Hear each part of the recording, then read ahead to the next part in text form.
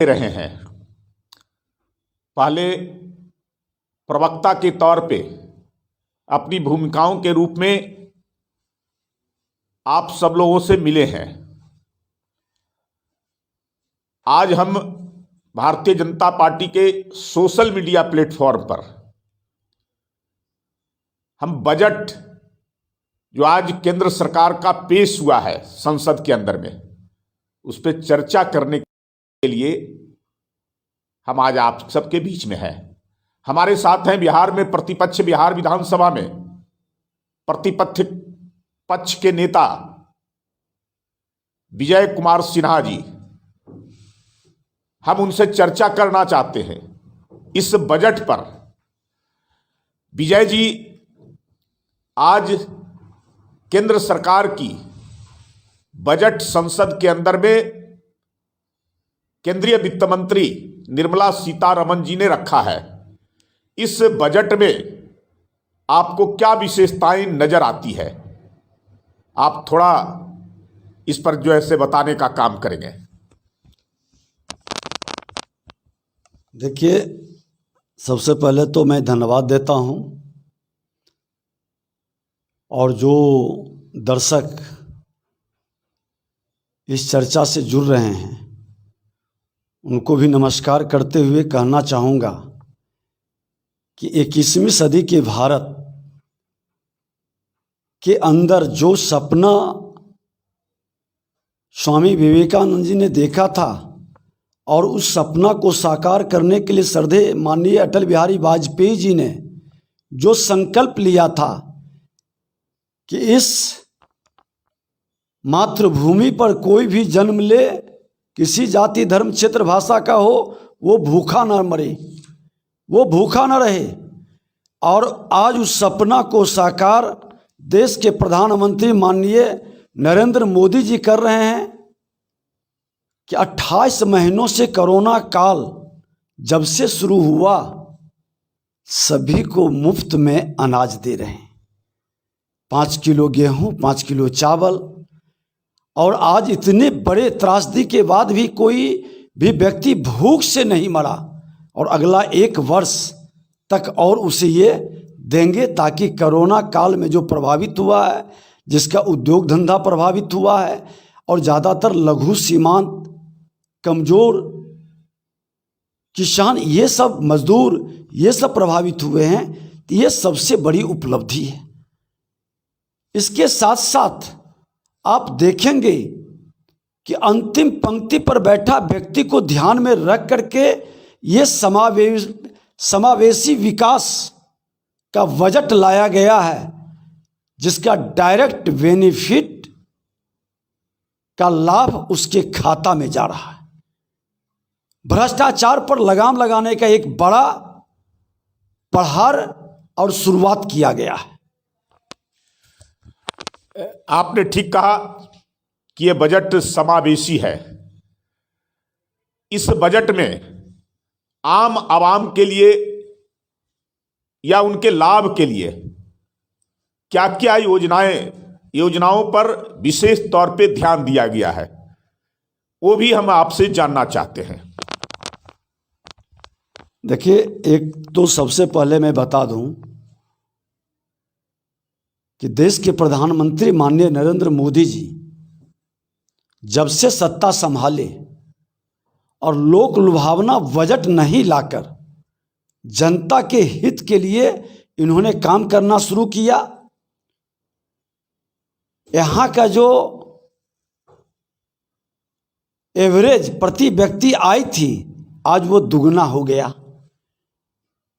1,97,000 रुपया का आय जो 1 लाख से नीचे था, आज वो डबल से भी ज़्यादा की ओर कदम बढ़ा दिया। और आज देखें कि भारतीय अर्थव्यवस्था का आकार बढ़ा है। यह पिछले 9 साल से विश्व की 10वीं सबसे बड़ी अर्थव्यवस्था से 5वीं सबसे बड़ी अर्थव्यवस्था बन गई। जो हम पर राज्य करता था ब्रिटेन, उसको हमने इससे बाहर करके उसके जगह पर हम आ गए।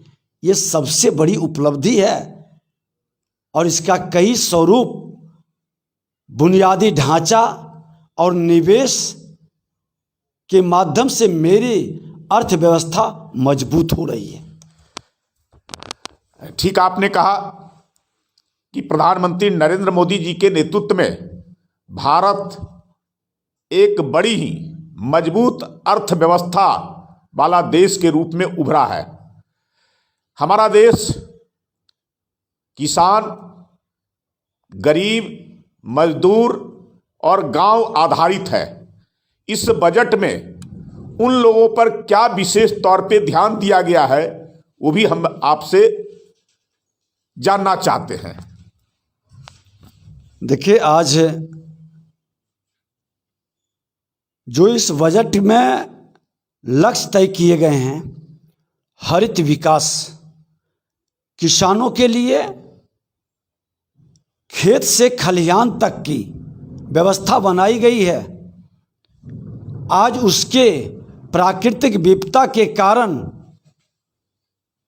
जो उसका नुकसान होता है, उसकी भरपाई की भी व्यवस्था बनाई गई है और किसानों को कृषि आधारित लघु कुटीर उद्योग का वातावरण बनाया गया है। आज इस बजट के अंदर आप देखेंगे कि कई ऐसे प्रावधान किए गए हैं जिसके माध्यम से किसान को डायरेक्ट बेनिफिट हो। आज लघु सीमांत किसान, मजदूर किसान को डायरेक्ट अकाउंट में सरकार के द्वारा बेनिफिट दिया जाता है। उसको पैसे से कृषि कार्य में सहयोग और मदद और प्रशिक्षण, ये तमाम कार्य शुरू किया गया है। प्रधानमंत्री जी का जो लक्ष्य कृषक का आमदनी दुगना करने का, उस ओर पूरी तरह से कदम बढ़ाया गया है इस बजट के अंदर। आपने ठीक कहा कि यह बजट गांव, गरीब, किसान, मजदूर पर विशेष जोर दिया हुआ बजट है। किसानों की आमदनी को दुगना करने वाली बजट है। बेरोजगारी की बात लगातार होती है। इस बजट के माध्यम से या प्रधानमंत्री नरेंद्र मोदी जी के नेतृत्व में अब तक नौजवानों, युवाओं और बेरोजगारों के लिए क्या क्या विशेष तौर पे किया गया, जिसका सीधा लाभ उन लोगों को प्राप्त हुआ है, ये भी मैं आपसे जानना चाहता हूं। देखिए, इस बजट के माध्यम से सूक्ष्म, लघु और मध्यम उद्योग, बड़े व्यवसायी और चैरिटेबल ट्रस्टों के लिए कई ऐसे कदम उठाए गए हैं जिससे हमको रोजगार का अवसर बढ़े, निवेशक आकर्षित हो रहे हैं। और आप देखेंगे कि यूपीआई के माध्यम से 126 लाख करोड़ रुपए के 7400 करोड़ डिजिटल भुगतान किए गए हैं। ईपीएफ में 7 करोड़ नए लोग जुड़े हैं। पहले जो जिसकी जितनी संख्या थी वो दुगने से भी ज़्यादा हो चुका है, जो डायरेक्ट संकेत दे रहा है कि इतने लोगों को नौकरी मिला है। आज ईपीएफ से आच्छादित हुए हैं और गवर्नमेंट के द्वारा जो ये फैसिलिटी, सुविधा, उसके परिजनों तक जो स्वास्थ्य की लाभ मिलती है, वो बेनिफिट भी उठा रहा है।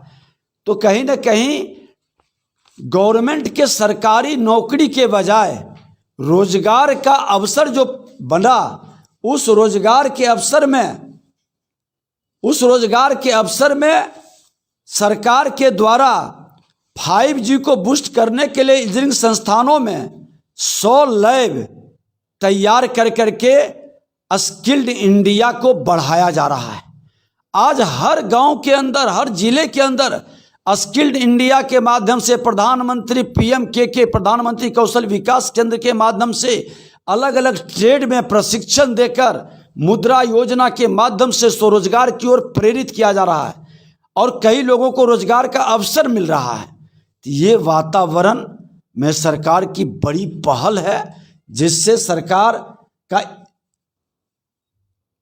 आइकॉन बना रहे हैं नौजवानों को, इनकम बढ़ रहा है नौजवानों का। और उससे भी बड़ी बात है कि नौजवान रोजगार पाने के लाइन में खड़ा होने के बजाय रोजगार देने वाले लाइन में खड़े हो रहे हैं। रोजगार मेला के माध्यम से लोगों को, नौजवानों को आकर्षित भी कर रहे हैं और नौजवानों को, निवेशक को आकर्षित करने के लिए स्किल्ड भी कर रहे हैं। आज कई निवेशक जो स्किल्ड नौजवान हैं उसको अपने पास रोजगार का अवसर दे करके लघु कुटीर उद्योग की ओर प्रेरित भी कर रहे हैं। आपने ठीक कहा कि बेरोजगारों से संबंधित मोदी जी की सरकार लगातार उस दिशा में काम कर रही है। इसका सीधा प्रत्यक्ष नजर आता है कि कर्मचारी भविष्य निधि में जितने कर्मचारी रजिस्टर्ड थे उनकी संख्या दुगनी हो गई और 7 करोड़ नए कर्मचारियों का उसमें निबंधन हुआ। तो सीधे तौर पे आपने का कहना है कि 7 करोड़ लोगों को सरकारी और गैर सरकारी क्षेत्रों में लोगों को नौकरी प्राप्त हुआ है, रोजगार प्राप्त हुआ है। हम विजय जी आपसे जानना चाहते हैं, लंबे समय से मध्यम वर्गीय परिवारों को आशाएं होती थी इनकम टैक्स जो स्लैब होता है, उनकी कमाई का एक बड़ा जो है से हिस्सा सरकार को टैक्स के रूप में देना पड़ता था। और इस बार उसमें क्या परिवर्तन हुआ है जिससे मध्यम वर्गीय परिवार को लाभ मिलेगा? देखिए, ये पहली बार है, यही सरकार 5 लाख तक इनकम टैक्स में छूट दी थी, अब 7 लाख तक इनकम टैक्स में छूट दी, और वो भी क्रमबद्ध 0 से 3 लाख तक शून्य टैक्स, फिर 5%, 10%, 15%, 20%, इस तरह से 15 लाख तक इनकम टैक्स में लोगों को लाभ मिला। ये मध्यम वर्गीय लोगों के लिए एक बड़ा बेनिफिट है। डायरेक्ट कहें तो जिस तरह से पीएम सम्मान किसान निधि के तहत 11 करोड़ से ज़्यादा किसानों को 2.2 लाख करोड़ रुपए का नगद हस्तांतरण किए, उसी तरह से मध्यम वर्गीय लोगों को हम लगभग 3000 से ज़्यादा प्रत्येक माह का बेनिफिट और लाभ दे रहे हैं। हम उसको 2 लाख 5 से 7 करने के बाद लगभग 3000 रुपया पर माह उसको बेनिफिट होगा। तो ये एक बड़ा लाभ है और इसका असर दूरगामी भी होगा, क्योंकि कई नौजवान जो अभी 2/3 नौजवान स्टार्टअप इंडिया मुद्रा योजना के माध्यम से जो अपने लघु कुटीर उद्योग शुरू कर रहे हैं उसको टैक्स बेनिफिट डायरेक्ट होगा। विजय जी, आपने ठीक कहा कि मध्यम वर्गीय परिवारों को जो इनकम टैक्स का नया स्लैब इस बजट के माध्यम से आया है उसका सीधा लाभ बहुत बड़ी आबादी, देश की बहुत बड़ी आबादी को प्राप्त होगा। उनके जो इनकम होंगे उस इनकम में जो टैक्सेज दिए जाते थे उसमें बचत होंगे, उनके खर्च की सीमाएं बढ़ेगी।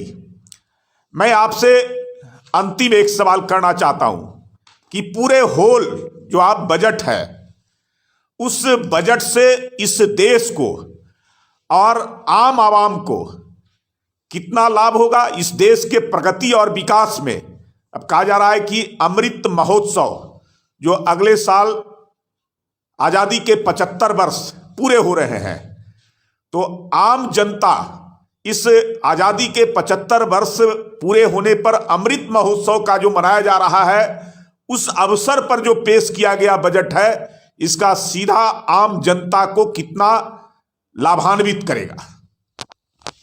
देखिए, मैं कहना चाहूँगा कि ये गरीब कल्याण वर्ष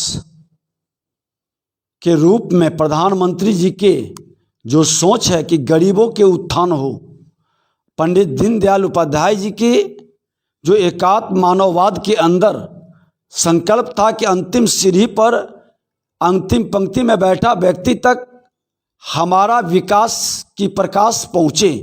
और आज सचमुच में वह प्रधानमंत्री आवास योजना आप देख रहे हैं कि 66% से बढ़ाकर आज 79 करोड़ रुपया जो दिया गया है, जिसमें हर गांव तक लोगों को इसका लाभ मिल रहा है, गरीबों को। आप देख लें कि आज जो मुफ्त का अनाज मिल रहा है ये गरीबों के जिम्मे है। आप देख लें कि प्रधानमंत्री के माध्यम से जो आयुष्मान भारत के तहत जो व्यवस्था बनाई गई है उसमें भी डायरेक्ट उनको गरीब को लाभ है। पीएम सुरक्षा बीमा योजना, पीएम जीवन ज्योति योजना के अंदर 44-45 करोड़ लोगों को बीमा का कवरेज मिला है। आज किसानों को 2,20,000 करोड़ डायरेक्ट ट्रांसफर पैसा किया गया है। ये लघु सीमांत मजदूर किसान को है। 9 करोड़ से ज़्यादा गैस कनेक्शन दिया गया जो गरीब लोग थे। आज आदिवासियों के लिए 15,000 करोड़ का पैकेज दिया गया। आज आत्मनिर्भर बागवानी के माध्यम से गरीबों के लिए कई करोड़ की वातावरण बनाया गया। और लोगों को स्वस्थ रखने के लिए नर्सिंग होम, लगभग 157 नर्सिंग होम नए खोलने की व्यवस्था बनाई गई।